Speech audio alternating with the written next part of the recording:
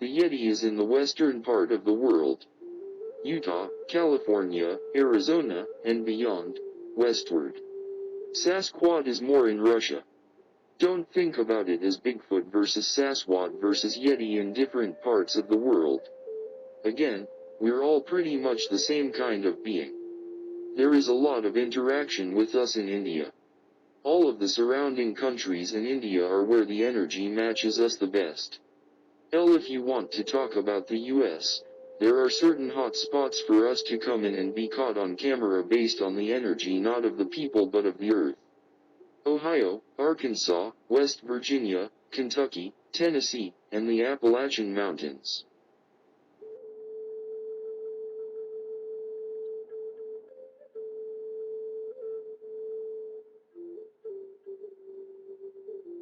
Thousands. People should respect what they think is negative or empty space because that's where we are. We're there. Although you might not be able to perceive us, your energy and actions still affect us. We hold responsibility on how we behave and how it affects our environment, so if humans could do the same, can you imagine the difference it could make? There are thousands of us at any given time. Just remember that and walk with respect. Give more respect to your surroundings.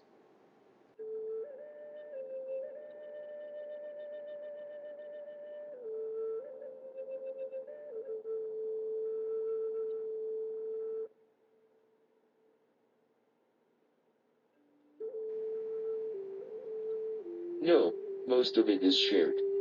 Sometimes the young will search for berries, but all the work is shared. It's not divided up like it is with human.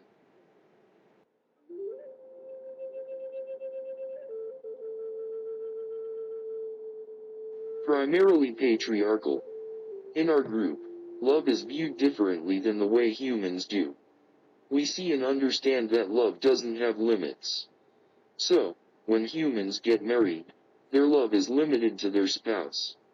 Granted, they love their kids, but we're talking about partnerships and intimate relationships.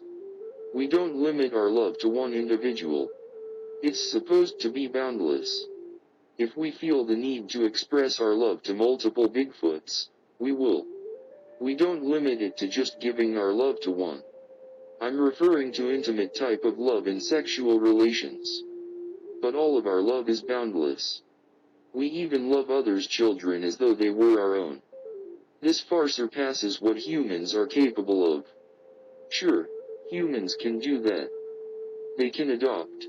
But we see ourselves as one. We see ourselves as the same.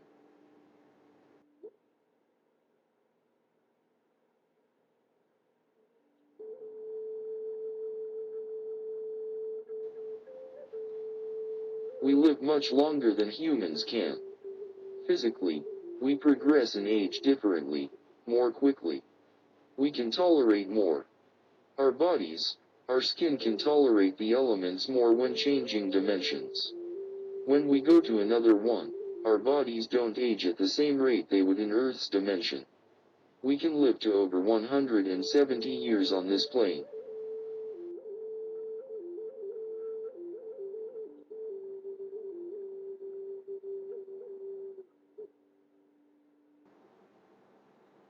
We do make tools.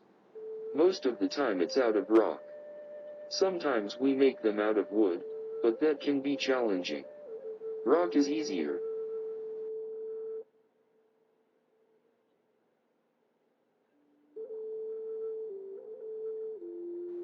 We can.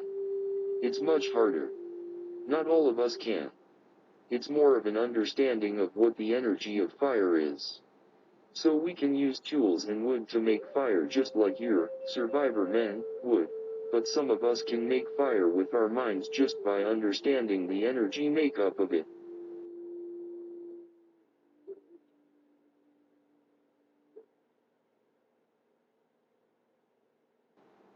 We do barter.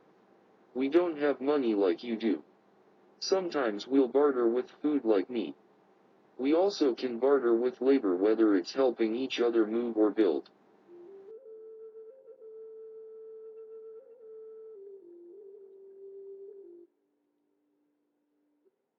No. This goes back to the common understanding between all of us in our existence, the common understanding of who we are and where we exist, that understanding of the oneness and the telepathy that goes with that. So we don't need individualism. The need for individualism then provokes the need for laws and regulations, because then people start doing things that we're not concerned with, that and the need to have an image. This is me. There's no ego in our existence, so there's no need for the laws or for us to be governed, because it's a much higher existence within respect and calm. If humans practiced just the respect for themselves outside of any circumstance, they'd need fewer laws and regulations.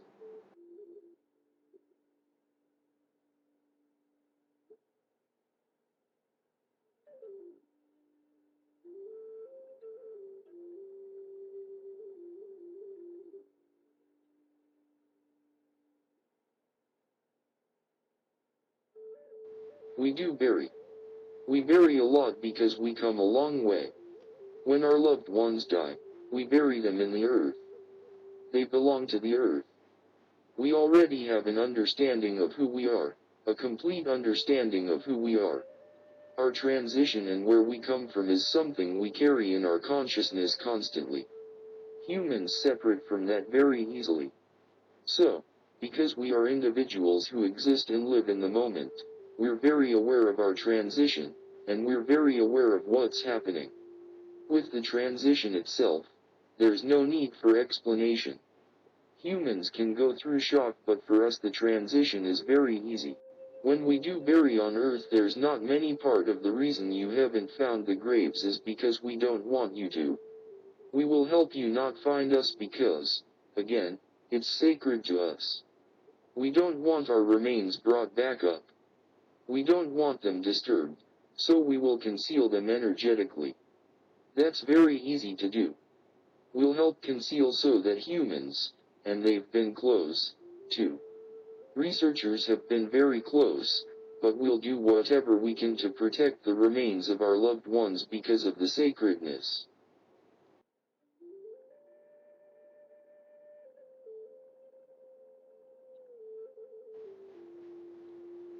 One God. One source. God source, that is the source of all energy and matter and makeup. We come from the divine. We're all one. We all come from the same God source. It's just expressed in a different way. We all come from the same source, but that source is expressing itself in a different way through different species, different genders, and that sort of thing.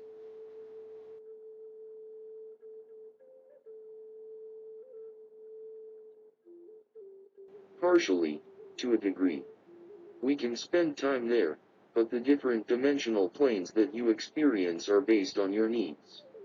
So if you need to be repatched or regrouped to bring your energy all back together, if you've been through something traumatic, you're going to go to an incubator, so to speak, for that to happen.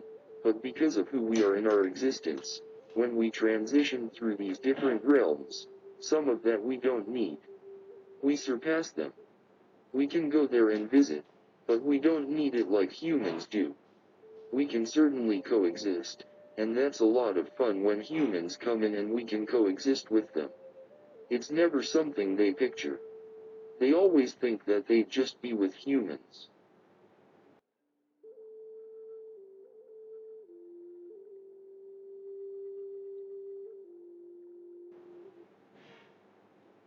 Our purpose is not to evolve like yours is. Our purpose is to remain in that constant and be it and teach it, and it's a much higher vibration. It's pure love.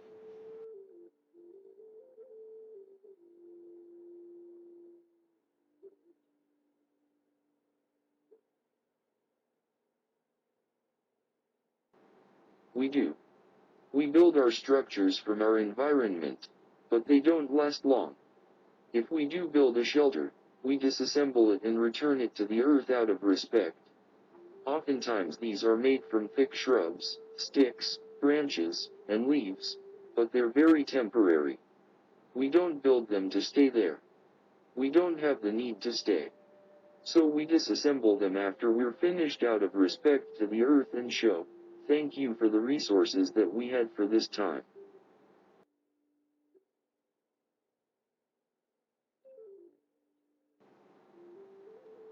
Yes, there's a roof. We pile up shrubs and tree branches that we intertwined all the way to the top to hold itself up. It resembles a beaver hut.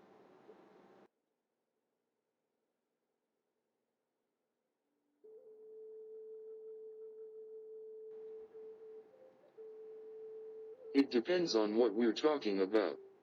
We have a ritual when we bring in new family members, when we change dimensions, and even when we eat. We have rituals like you do, but they're not the same. When we eat, for example, we slow down. Please don't think that I'm criticizing humans.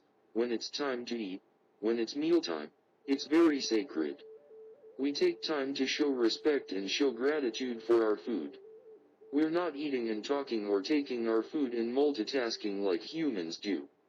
We stop and give gratitude for that very meal that's providing us with nourishment. So that's definitely a ritual, a sacred practice.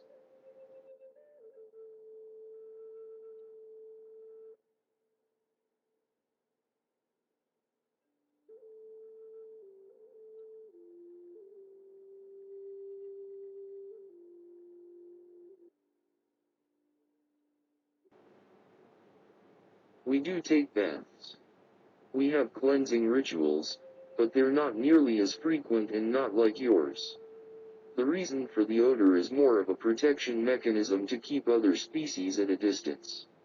It's partially a manifestation. It's not always a physical thing. It's a manifested protection. It's something we energetically create.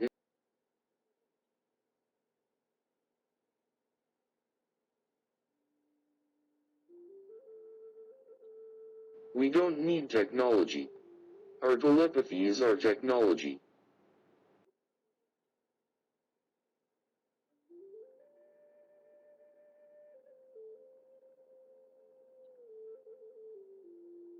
Not very often. Sometimes we'll use animal skins for warmth after a birth. But if we do kill an animal, we use all of it. There's no waste in any respect.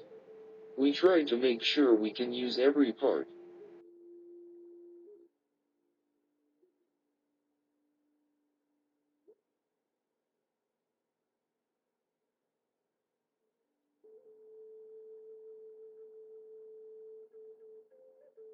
We're a higher vibration anyway, so when we get sick, it's pretty rare, but when we do, we understand the medicine that the earth provides us, like the roots, things that come from the roots, etc. All of us have that understanding, so it's not like the females have that role only. So if one of us gets ill, if we know the cause of the illness, then we can find the earth plant to heal us, but our energy is much more healing based on our vibration. If it's energy healing we need, that's much easier to come by just because of our type of existence.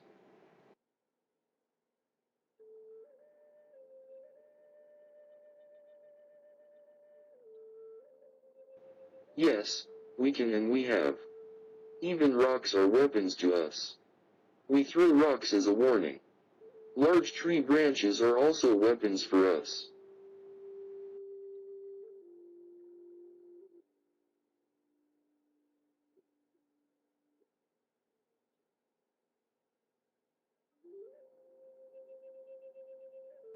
If you want to call it a special power, we have a higher capability to understand the existence of things, why they exist and why we are existing with them, whereas humans tend to combat that. They fight existing with certain people or certain things, even trees. There are a lot of humans that don't respect trees. They'll cut them down. They can't coexist with them. So we have a much higher capability to understand all of existence, but as far as other powers, there are a lot. We have come of the same capability as spirits, like knowing how energy works, using that to our advantage to keep our things sacred. It's not out of trickery or anything based on fear. It's out of love to keep our individuals sacred and hidden.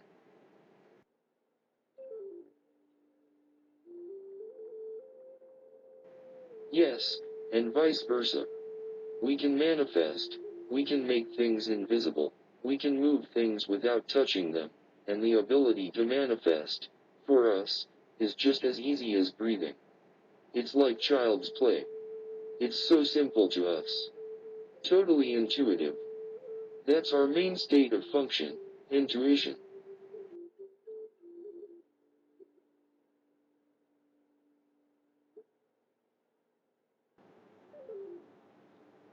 Thank you for this opportunity. I feel you are giving me the opportunity to be correctly understood. So thank you on behalf of all of my kind. Thank you.